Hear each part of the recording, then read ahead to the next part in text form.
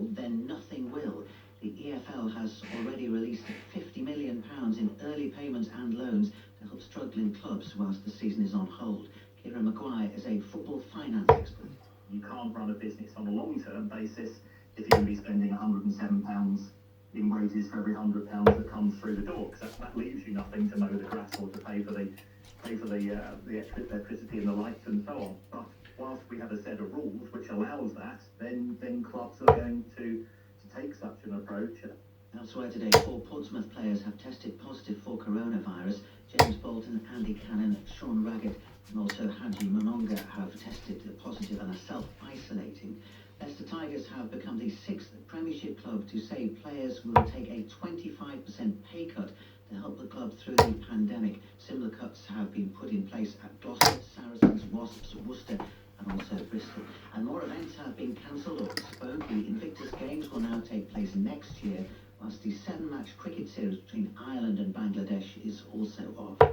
The former NFL player and current BBC pundit Jason Bell says Tom Brady will turn Tampa Bay Buccaneers into real contenders.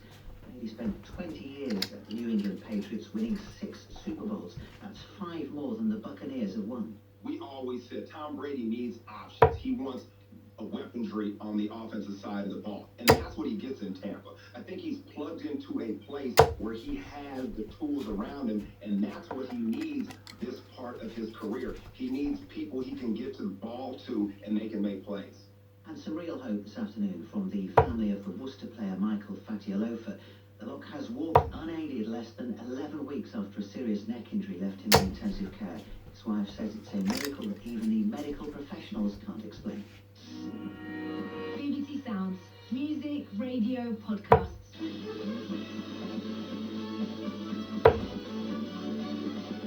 Same ingredients, different recipe. The all-new Match of the Day Top 10 Podcast. A new podcast from BBC Sounds. Alan Shearer and Ian Wright are in my kitchen. What's going on here? There's food in the oven, if you could. The idea is each week we're going to come up with a short list of 10 names. It'll be centre-backs or goal scorers. And between us, we're going to order them from 10 to 1. The Match of the Day Top 10 Podcast. Only available on BBC Sounds. Dr. Chris Smith with us, what we're now calling the Common Sense Coronavirus Phone In. I'm going to fire loads at you here, mate. It's all coming in texts and tweets, and you can just fire through as quick as we can, but obviously within responsibility of getting the right advice. The friend I shared a hotel room 7 days ago has just tested positive for COVID-19. She's now home in Australia. How worried should I be, and should I self-isolate? Well, the incubation period is an average of 5 days for this. And during the incubation period, the infectivity is extremely low. Once a person begins to have symptoms, their infectivity climbs. So depending upon how that maps onto when you were last together and how much time you spent together, your risk will shift proportionately. So if you last saw that person 7 days ago and they've only just been diagnosed, then unless they had a very long incubation, the longest we've documented is 11 days, you'll have only overlapped trivially with the time that they were incubating it even.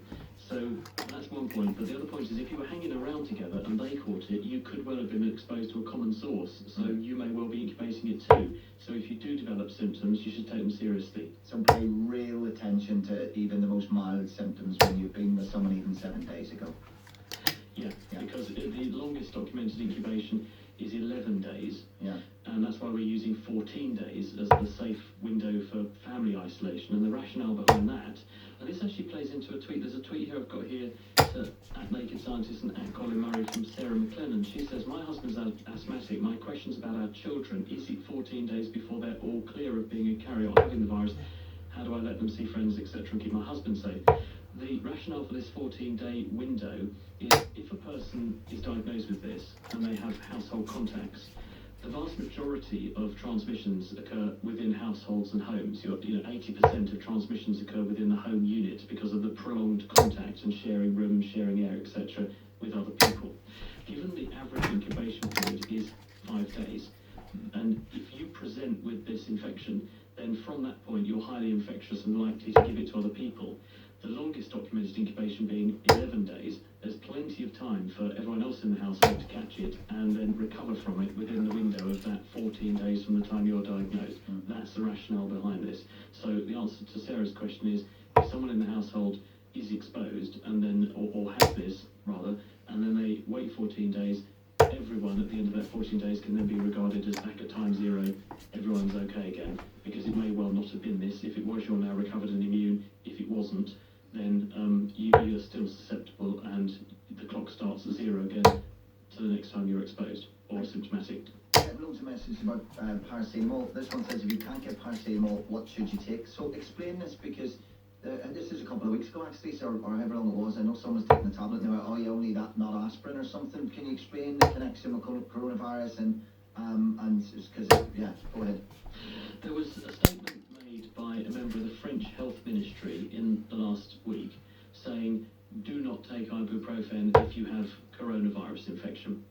And no one has provided any evidence as to why this is the case. Right. They just said it. And the problem is, when people say things like this, it's very hard to then unsay them medically, because if you go out on a limb and say, actually it sounds like rubbish to me, it's probably fine, then if anything doesn't go according to plan, you're immediately culpable. Yeah. So now no one will stick their neck out and say it's fine, but what everyone is instead saying is there is no evidence that it is bad.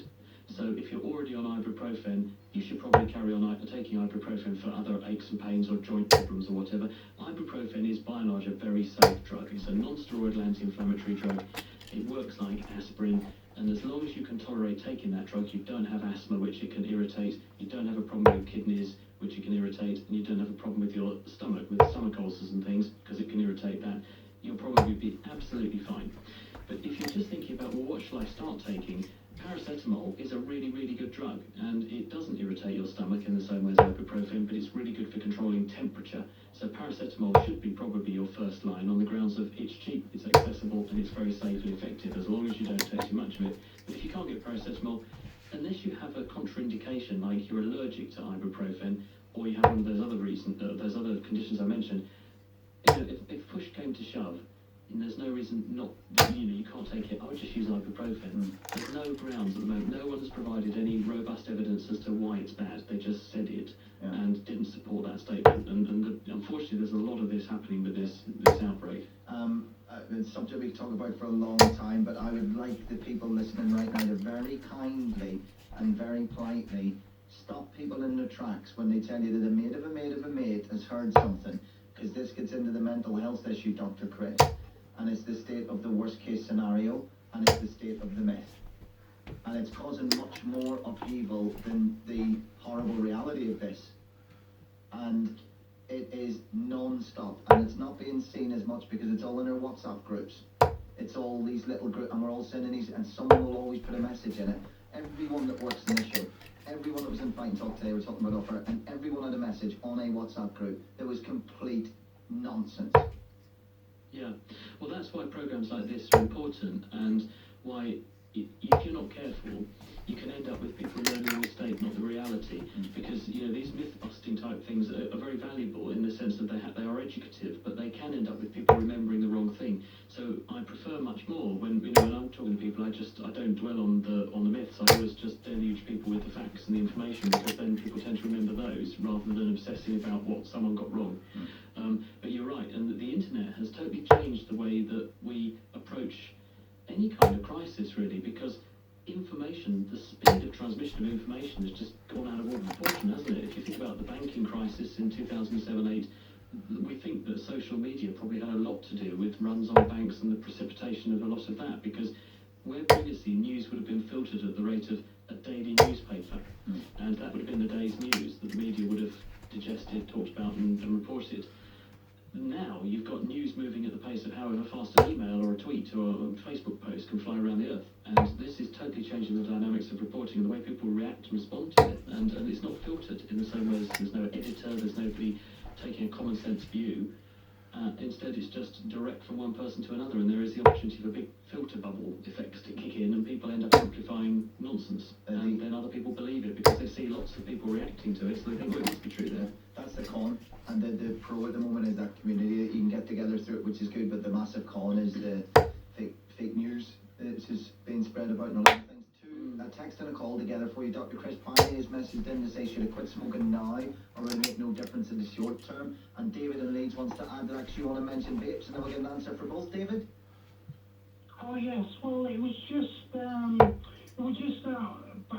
talking about my home city of Leeds. When I go to the railway station, which I frequently do, well, I've stopped now because I'm working from home, but you get clouds of steam or water vapour from people using e-cigarettes at the station entrance, and as soon as they come off the train, they do it. And for 100 yards either side of the railway station, there's clouds of steam. And I don't know much about e-cigarettes, but a lot of them seem to have these tanks on, and they resemble steam engines as all up and down the street. Well, there you go, another 10 minutes through at the board. Trying to hit a 180 there, but just can't do it today, unfortunately. Loads of tons and 140s. Just wanted to show you what my grouping was like. Throwing at the treble 20, pretty good there, just not enough 180s for my liking, but hopefully that'll come. Just wanted to show you, like I said, where I'm at the minute with the grouping, but all this boredom, there's nothing else to do, so why not share me practicing with you. Hopefully I get a few more challenges to do them. In the meantime, just try and keep the practice up really while the competitions aren't on. So see you all soon.